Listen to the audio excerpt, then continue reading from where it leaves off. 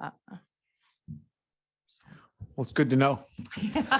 ACE appreciates the support. I think NAOP for, I don't know, last several years anyways, made financial contribution at holiday reception and party, and we appreciate that. So, you know, Andy, you've been at Higley for 17, 18 years. And I mean, where you started is not where you are today. What would you attribute to your growth and rise, and what suggestions would you have for others trying to grow with inside of organizations and companies? And I'd also like maybe each of you to think about, or at least a couple of you to think about and share importance of engagement and involvement, right, within associations.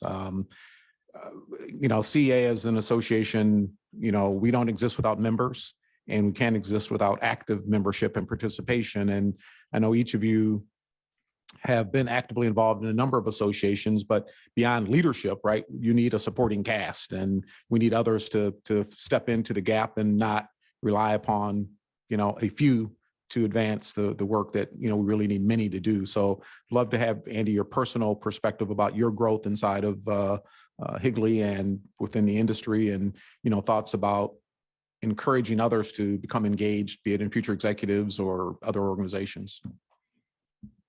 Yeah, so as I mentioned, I really started as a co-op while I was still in college, and have been through, you know, project engineer, project management, project executive type roles. And I really attribute it all to mentoring. And, you know, I think that's important for every organization, and everybody who's looking to grow is finding a mentor and mentoring others. You know, I had great opportunities back to, and I can think of back to even my co-ops, just some of the project managers that kind of took me under their wing, helped me understand, you know, what we were doing, what our culture was, and what our, you know, why we do what we do. And, you know, that translated into when I came on full time, and really, you know, from there, it's then starting to mentor new employees as they come in to give them the same opportunities I've had. So I think that's kind of been a big key for me to be able to move up, has been having good mentors. And lost my thought there. What was the second part of your question? I do it all the time. I'm just zoning. The active involvement in associations or other organizations. Yeah, and I really think, you know, my involvement in, particularly in the Future Executive Committee, I think that when I first got involved, that was a good opportunity. I think up until that point, I had somewhat been kind of in the zone of, you know, just being somebody who grind out projects and finding success in being successful on projects and project management. And I think once I stepped into the Future Exec Committee, it was kind of probably the first bigger networking group where I started meeting other people. I mean, I think Mark, you were still on the committee at that time, but starting to meet other people, other general contractors, other subcontractors, maybe that I didn't know. Like I mentioned, we have you know, people from accounting firms, people from legal firms, engineering firms that are on there, and we do education on, you know, bonding and things like that. That as a young project engineer or project manager, maybe those are things that you deal with, but you don't necessarily know the bigger picture of how they impact you and how they impact kind of the bigger corporation. So to me, that was getting involved in the Future Executive Committee kind of was a stepping point to me to kind of moving up into a leadership position. Mark, you were a Future Executive for a decade almost, right? If not longer, in terms of just reminded me. So what would you say about your growth success? What would you share that others may want to consider about both personal growth, but also involvement within associations and organizations? Sure. Actually, I was listening to Andy talk and think about my own kind of career path. When I graduated from college, I went to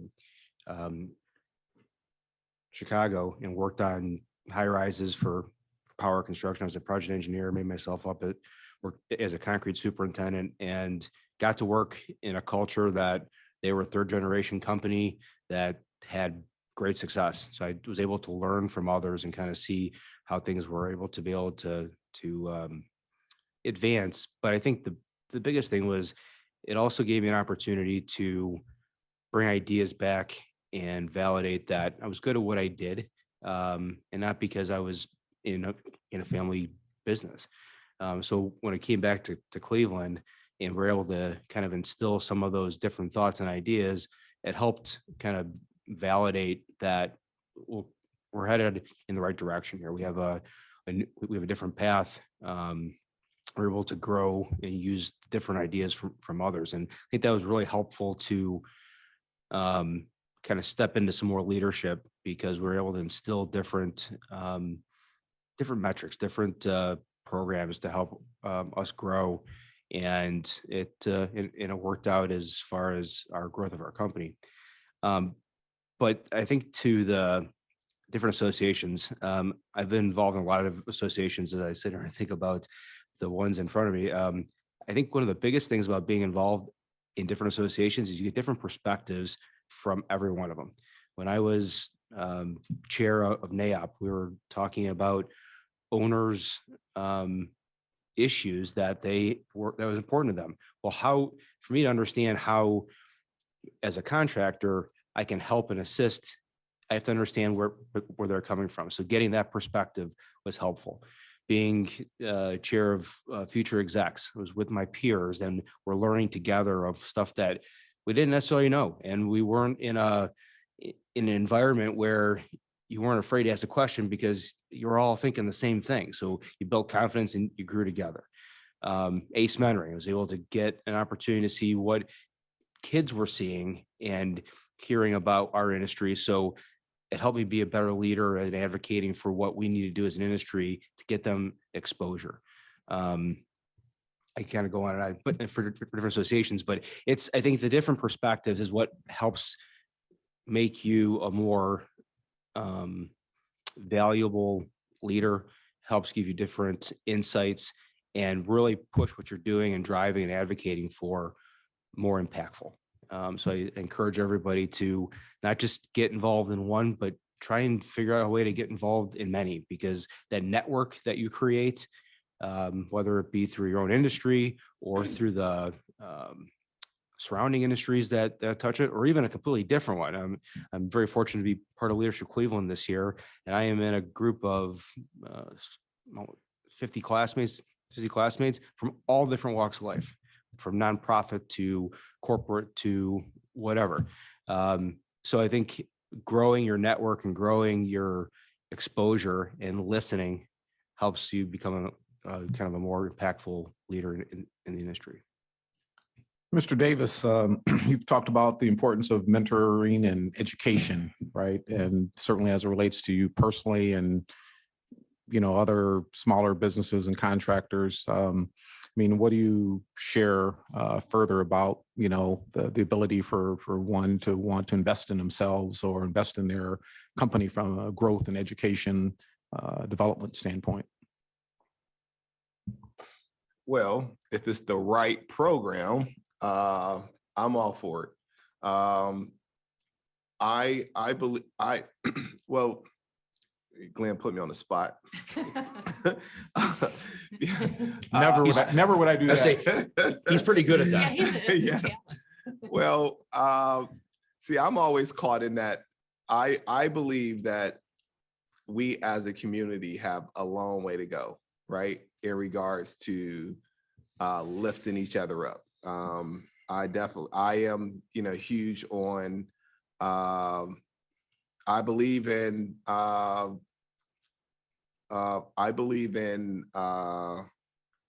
okay, we're having a conversation, whatever. All right. Well, I definitely believe that there's a lot of barriers in place for still, for the diverse community, right? I think now more than ever, so much more attention is being paid by a lot of owners, which is going down to contractors, et cetera. And I think that we're really, really focused on how to make that better. But as Glenn first stated, I am extremely big on self-help and self-education, right? It's very hard for me personally to see someone to be a strong leader without putting in the work to educate and to continue to learn and grow and network. And because our industry is always moving. Our owners the owners that we do business with have dollars that, seems to be unlimited here in Northeast Ohio. I mean, as of late, coming out of a pandemic, but that's another story. So with that being said, I am very big on education, and I think that there's a few programs that are going to come out at some point, and I will hope that our members in particular take advantage of those opportunities.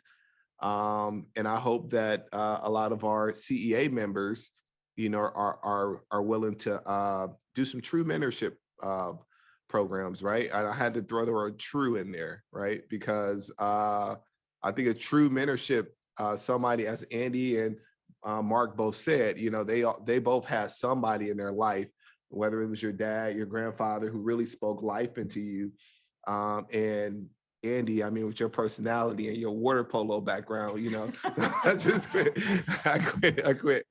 But with your personality, I'm sure that somebody really grabbed hold to you and loved to be around you and really poured a lot into you. So I think that's extremely important also for small business owners here in Northeast Ohio, diverse in particular. You have to take that same approach, right? Have not necessarily had the opportunity to be in that space that some other leaders might have had the opportunity to be in, and I hope that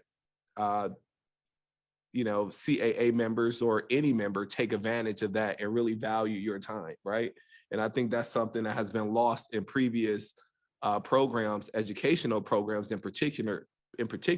It wasn't two-sided, right? Maybe one side was given a little bit more and the other side not so much, right? So I think that it's going to take organizations like CAA to help create that ecosystem where, they have that support, they have that cheering, they have, and also owners, right? How do we get everybody engaged to make it worth, not saying education isn't worth it, right?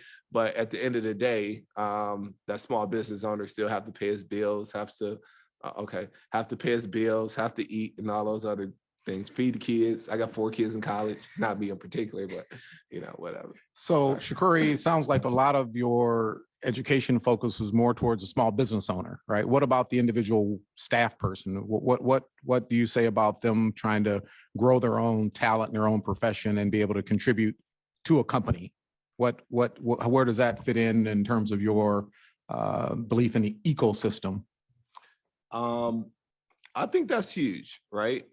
Once again, it has to be the right program, and the other. Well, I'm not all that big in programs, but you're winning me over, a little bit on the whole programming. I think that the real value that's missed is, having like a Panzeca or a Higley. I mean, they got so much knowledge in their institutions, right? That you're not going to get that. Like a great example. Hey, you left out right now. And I'm sorry. And Raikkonen, right? A great example, right?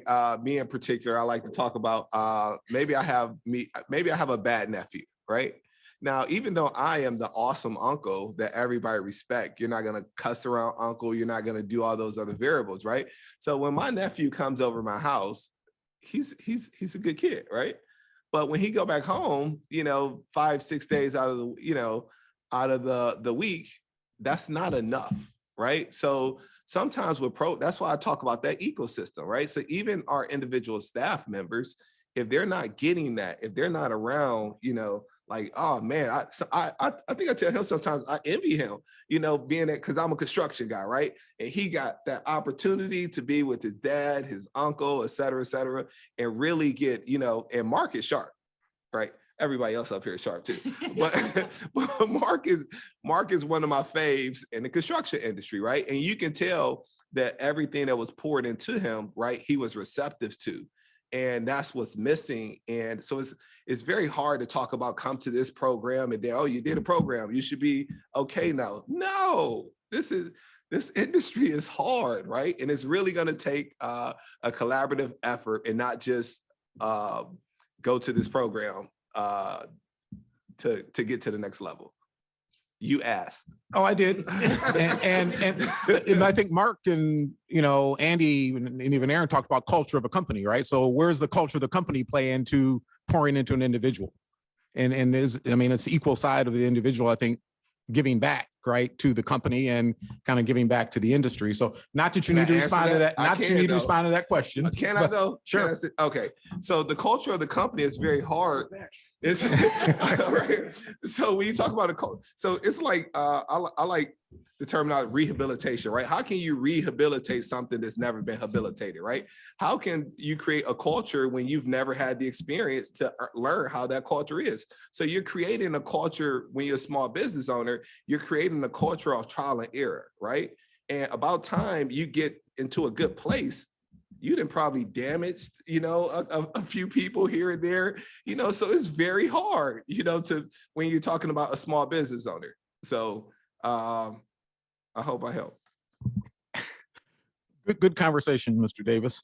Mark, on the, again, we talked earlier about the challenges of finding talent, right? And individuals in your company leaving for different opportunities, different reasons, not because of the lack of culture, but maybe a greener opportunity in another perspective. So how do companies, what tips do you have in terms of companies retaining talent and seeking talent, and then maybe internally trying to grow talent? I wish I had the silver bullet on that gun, because it's a challenge. There's a lot of opportunities out there. There's a lot of work out there, and as our industry faces a retiring workforce, there's less and less people there. So I think the part that really we try to do, and I think others as well, is back to the culture piece, you really try and stay true to who you are, what has made you successful, and be real. I mean, you really have to have a genuine interest in the people that you work with. And I say with because nobody works for me, they work with me. And if you keep that mentality and that culture, and everybody puts their pants on the same way every day, they all have families that you want to go in. Everybody works because you needed to get money to support your life, right? I mean, if you didn't have to work, you'd probably be doing something else that you enjoy, or you'd be doing what you do because you just enjoy it. So I think really creating and instilling everybody from a new hire all the way through a 30-year seasoned veteran, that they're valued and that they really have, that they're making an impact to what you do every day. It's that the growth is seen as a collective whole. And it's not just because of leadership or because of a certain group that kind of leads a team. Everybody has an impact to that. So I think by staying true to that, to attract talent from there, is when people ask around, hey, how's it worked at Higley or Panzica or Rycon or NextGen? People say, it's a good place to be, and they care about you, and there are opportunities there. So I think attracting talent is trying to maintain and stay true to who you are, and then making sure that people understand that there are opportunities to grow and there aren't glass ceilings that you can't get past a certain point. I think that's really kind of the approach that we try to take to make sure that we attract people. Thank you, Andy. We're 1 hour into our program. It doesn't seem like that though, right? We must be almost wrapped up. Well, it depends on your next answer to the question, how long this goes, right? No, I do want to, again, put in a pause or plug for anyone out in our audience that has a question, to feel free to enter it into the chat, so that it's, not me just asking questions, or certainly there has to be some of you out in the audience that I could call your names, that I've been known to do, that might have a question, Scott or Elise or Sean. Because I think it is important, as the panel said, about involvement, engagement, contribution, but also maybe just questions, statements you may have that could prompt further discussion, or maybe provide some additional direction for our industry.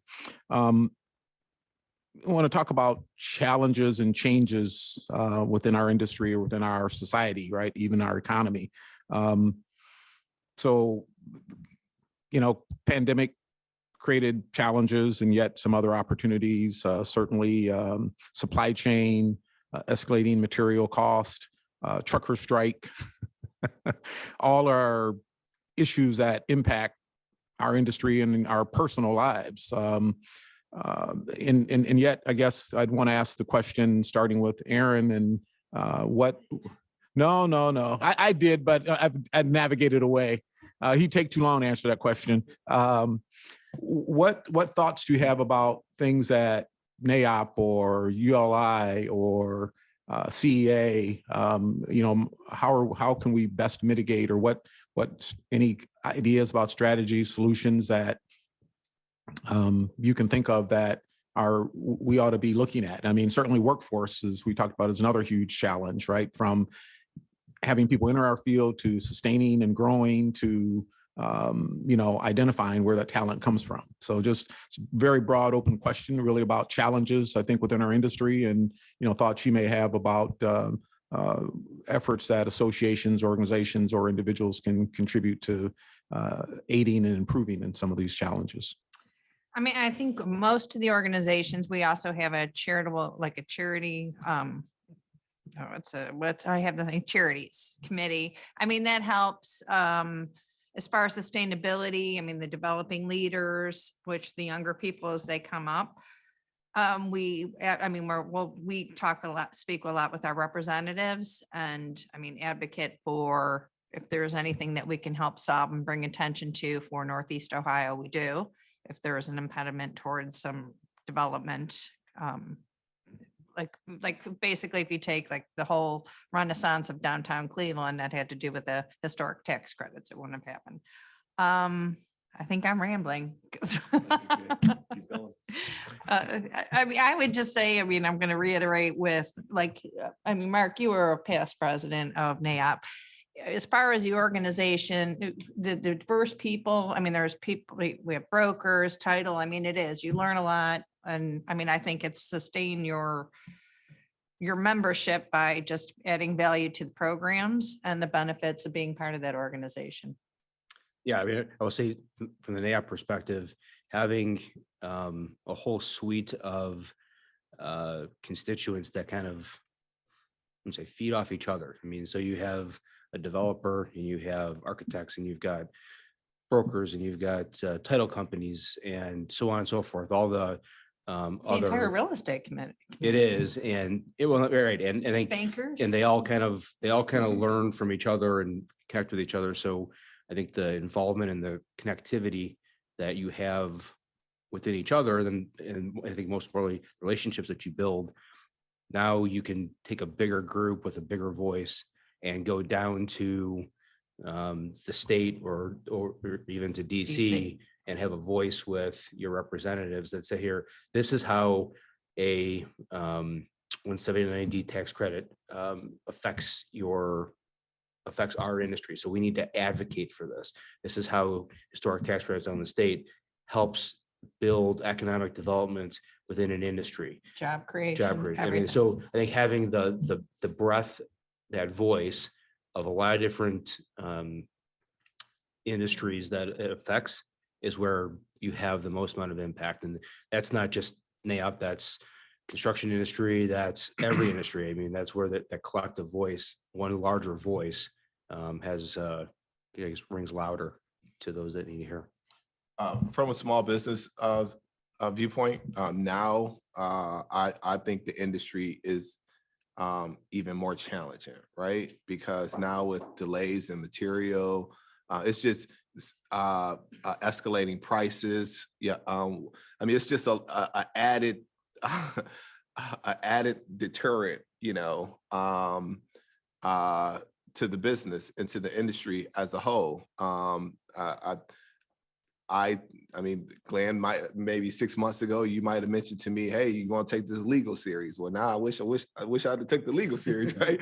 Because, just you have, not that I need it or I'm in that situation right now, but it's a great possibility, with infighting, right? Schedules don't change. Mark, you're not changing the schedule, are you? No. So it's just one added variable that you have to be concerned. So now you have to read everything. You have to make sure that you're questioning every aspect. You have to make sure you're looking at all your specs. You have to be a little bit more thorough than in time past. And I think one more thing that's I think one of the biggest challenges right now, going back to scaling, right? Because even if you really wanted to scale right now, you can't, because Cleveland is a tight market. Where are you going to find the project managers? Where are you going to find the superintendents? Where are you going to find the foremans? Where are you going to get, we just don't have the capacity right now, so it's a challenge. I've been a little lucky to take a loss last year, in preparation for 2022. So I think that looking ahead definitely helps, but this is not, I've learned that this isn't an industry that you can decide that you want to do something today and just do it, especially not right now. So. Yeah, and I'll just add, Shaq said, small business, how the struggles of, COVID, I think we're all in uncharted territories, no matter if, you're a small business or you're, a medium-sized company or one of our $1 billion+ partners. Everybody's looking at supply chain and material escalation and, just scaling that challenge at different levels. So we're kind of in the same boat.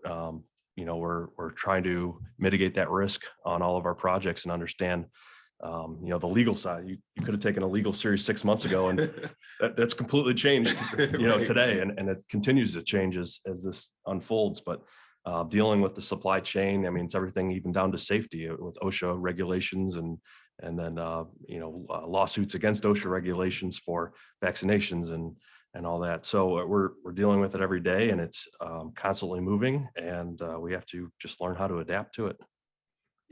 So, Andy, there's a question on the screen about material price escalation. And our owners receptive to negotiating contract terms. Is Higley acceptable to negotiating contract terms? You have a standard contract, but how do you address that with an owner? How do you address that with a subcontractor? And what are you seeing, or what's the practice within Higley or within industry today? And that's an audience question. That's not mine. Yeah, of course. No, we're acceptable to negotiating language about material price escalations. The owners are not so much. That's a big challenge right now. We are looking for relief from owners, and we have to educate them on what is going on in the industry. And I think, a year ago it was going on and nobody necessarily understood or wanted to understand. I think it's reality now. And we, fortunately, most of our work, we're involved early in design, and we can help influence materials. We can influence some of the design features, but also influence the schedule and help owners understand that, roofing product that's not available for 14 months and you have an 8-month schedule, it's not practical. So we have to look at that and help educate our owners on what it's going to take to get this project done in that time frame, and try to mitigate some of that risk up front, because it's a challenge on every single project. Mark, there was also a question about ACE Mentor program, and what is it? How do you get involved? Why is it important? Do you want to maybe take a stab at that? Yeah, so here I'll give a little bit about ACE Cleveland. Well, here, let's start a bigger picture. ACE is a national program with, I think, 76, 77 affiliates across the country. And it focuses on educating high school students about architecture, construction, engineering. ACE stands for. Tom Laird from Gilbane was actively, Gilbane overall is actively involved. Tom Gilbane is one of the past chairs, I believe, of ACE. And Tom Laird from Gilbane brought the ACE, or started a chapter in Cleveland about 13 years ago, I want to say. And it started with a collaboration with CMSD.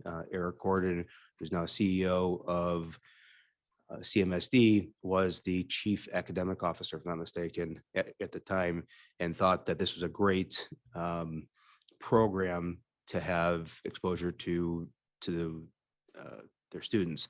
So we grew basically a program per year. We started with in one school, I think it was John Hay, and then we expanded into, I think we're now in 10 schools, 11 schools with 13 programs. So the way to get involved, call Glenn. Seriously, it's if you have an interest in being a mentor. I was a mentor for about 8 years in the classroom. It's a very rewarding experience seeing a young person kind of get that aha moment. Like they get it, they see something there, and they take ownership of whatever task that they're working on. The year is comprised of having different companies give them exposure to what they do. So an architect may come in and talk about what they do as an architect, how they do master planning. Contractor may come in and talk about scheduling or estimating, to give them some tools. So at the end of the year, they respond to an RFP. And the RFP is usually some type of community-based solution, whether it be building a greenhouse or finding a connection to one neighborhood to the other. And so the students put together a thought and they respond to this RFP, and they use the tools that they've been given throughout the beginning part of the year to respond to how this building or how this solution would work, whether it be through engineering, architecture, and then they would put together a cost estimate for it and how they would finance it and so on and so forth. So I think getting involved is a great way of doing that. We're always looking for mentors. COVID has definitely been a challenge the last couple of years, given the lack of accessibility to the students, given not being able to be in the classroom, so on and so forth. But I think things are starting to lift up a little bit more so we can get back in the classrooms more regularly. And I will say the biggest impact that you can have as a mentor is being there on a regular basis, getting to know the names of the kids that you're working with, makes them feel like you're engaged, you're connected. And I will say we've had a very good success rate of having these students move on to what they want to. Not all of them go into the AC industry. I want to say we're about 1/3 stay within the AC&E industry. The other 2/3 go on to other career paths. And I'll put a plug in there for their kind of workforce development exposure to trades. It's been a more newer program that Joe DiGeronimo and Cindy Leetson from Tri-C kind of lead as far as giving these kids that exposure to what a trade path looks like. We've been able to distribute over $1 million in scholarship over the last 11 years, which has been, so we're actually giving a financial and economic impact to these students as well. So Shakori, before I asked you to, as a board member, talk about Cleveland Builds, I want to give a color commentary also on ACE and some of the comments that Mark had shared. So there've been about 1,800 high school students who participated over the last 13 years. Some students participate multiple years. We've been able to provide about 180 students with scholarships to college, support some students with trade scholarships. And I believe currently there are about 69, 70 students who are in college today on a scholarship from ACE, including a couple of individuals who've gotten national scholarships in addition to ACE Cleveland local scholarships with matching scholarships from their college. So the contribution from a growth mentoring standpoint and trying to excite and engage students in high school, to support them into college, to mentor them along the pathway, is really cultivated, at least in the last 12 months or year. I think there are about a dozen students who've graduated from college in an AC or E career. And some of those individuals have been, placed in a local marketplace pretty quickly, several months before graduation. the link to that has been, yes, the mentoring, the coaching, counseling, the support for college, as well as internships over the summer. And there's a couple of individuals I can think of that have had 6 or 7 internships during their high school. Every semester they're interning somewhere.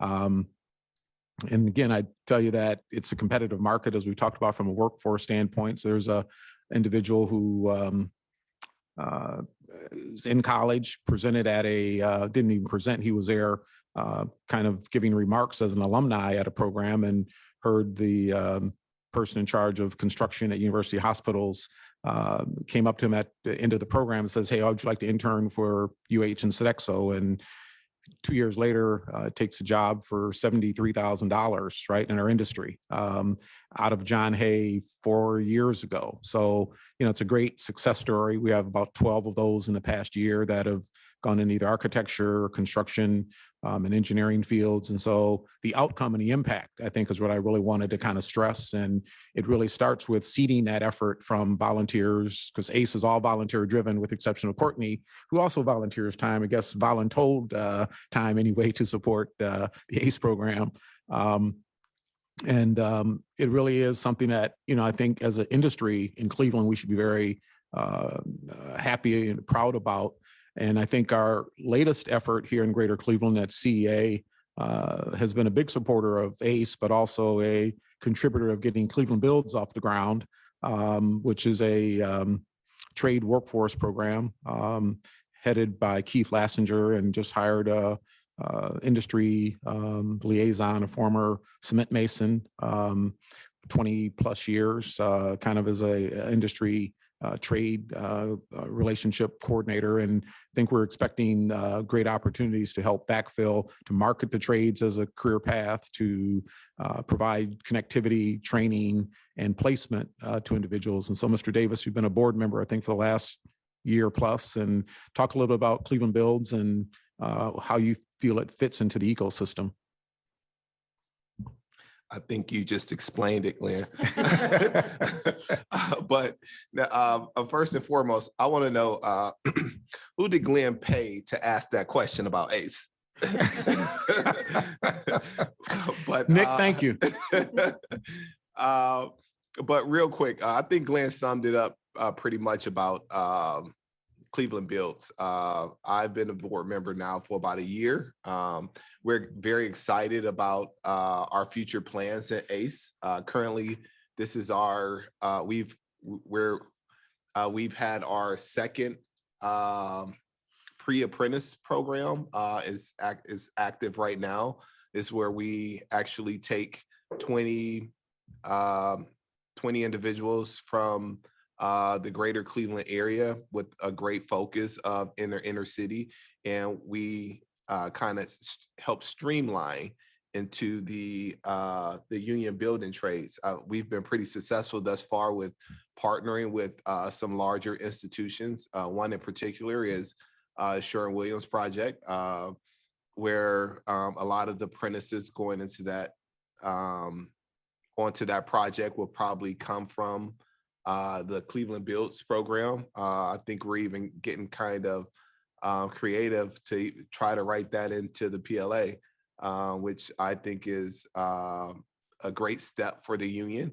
And, for any of you guys who are maybe signatory or, with the electrical union or HVAC union, and unions that aren't necessarily carpentry related, please tell your members and partners about Cleveland Builds, and definitely look forward to more participation, especially as owners continue to buy into it, so it can be an added value to everybody.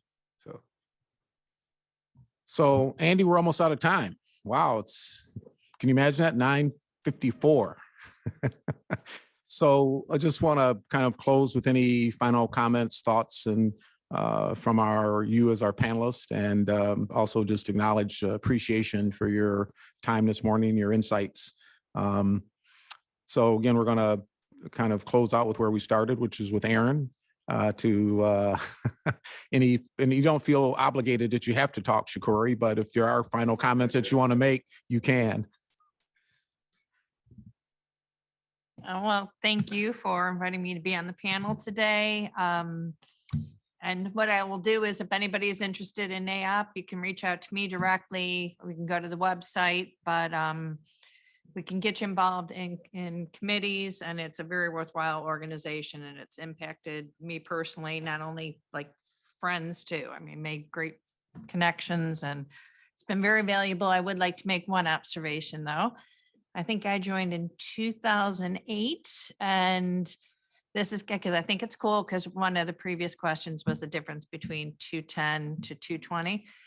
I think Amy Regal Manager was the first woman president of the NAOP Northeast, and Amy Whitaker was number 2.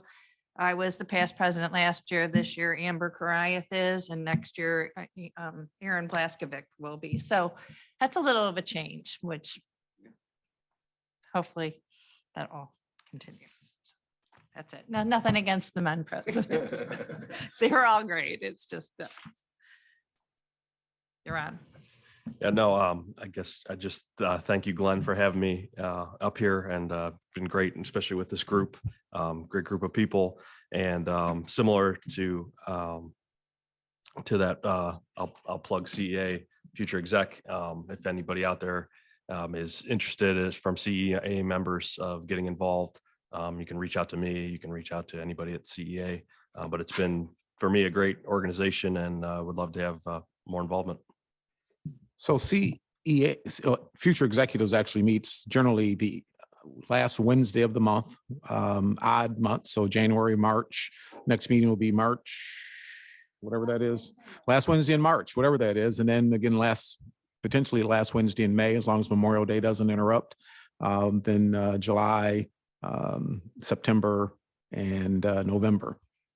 And again, I think great programming there. And certainly NAOP has done kind of the tour of new projects, I think, every year, and a holiday party and golf outing and several other activities. And so again, I know both of the associations are pretty active. And any other comments, Mr. Davis or Mr. Panzica? Since you asked, my final thoughts is be a mentor. I think we are in a great time. We're in a great position right here in Northeast Ohio to, especially if you're a CEA member in particular. We've been around each other for quite a while, not this panel in particular, but just the industry as a whole. And if you see somebody out there who's interested in growing their business and they're serious and committed, I just hope that you guys might give them that extra look to help them scale to get to the next level. That's it. My final thoughts, I guess the first one, I thank my fellow panelists. It was great to have this dialogue today. I think my last plug I'll say for AGC is we are looking for members, especially getting involved in the Cleveland chapter or Cleveland division. It's a great way to get involved in another way. I mean, getting exposure to a little bigger piece of what our industry is on a state level, the resources that AGC has on a national level. During COVID, they really did a great job of advocating for our industry. It was well worth the money we spend as members. So I encourage anybody that's looking to get involved. We kind of have a smaller group that is actively involved now, and we can definitely use some new members to help carry the torch. So thanks. So in closing, Courtney would be mean to me if I didn't plug education and social events that are planned for CEA upcoming.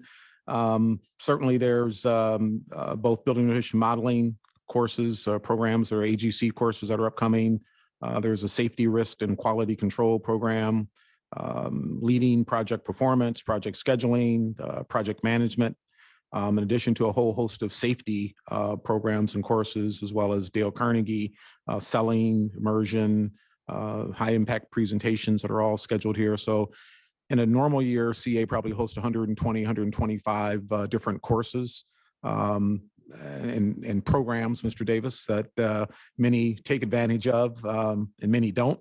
But we would hope that there's something that everyone can learn and gain from.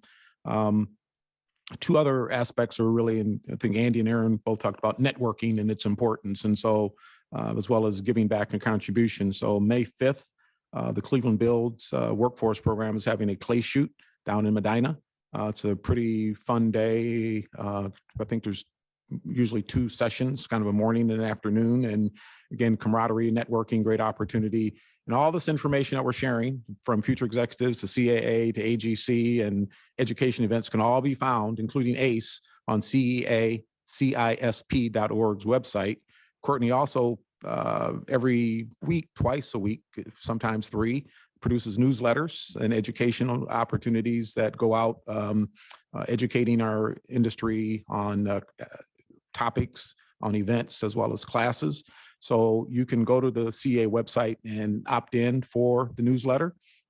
You can go to the ACE Mentor website to opt in for an ACE newsletter as well. And then, Courtney, we have both a golf outing coming up June 13th, as well as a Building Excellence Awards program in August. And so we're looking for submissions and nominations for both Apprentices of the Year, shouldn't say both, but 3 different categories: Apprentices of the Year, Project of the Year, as well as then Craftsman of the Year. And it's been I think a great event to celebrate union construction, the work that's done by craftsmen, the development of young talent that's entered our industry.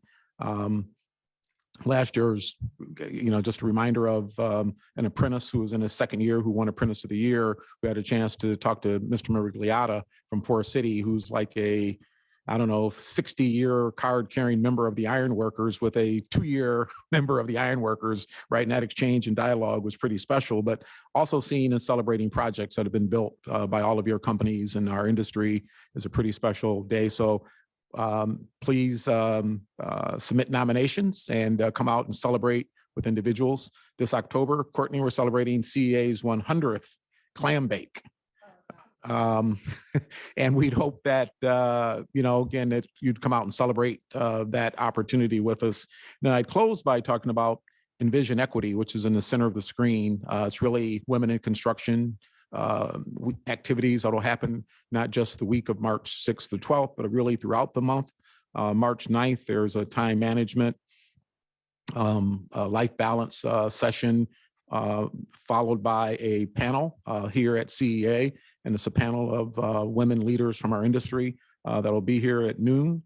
And then there's a series of other Wednesday workshops that will be upcoming throughout the month of March.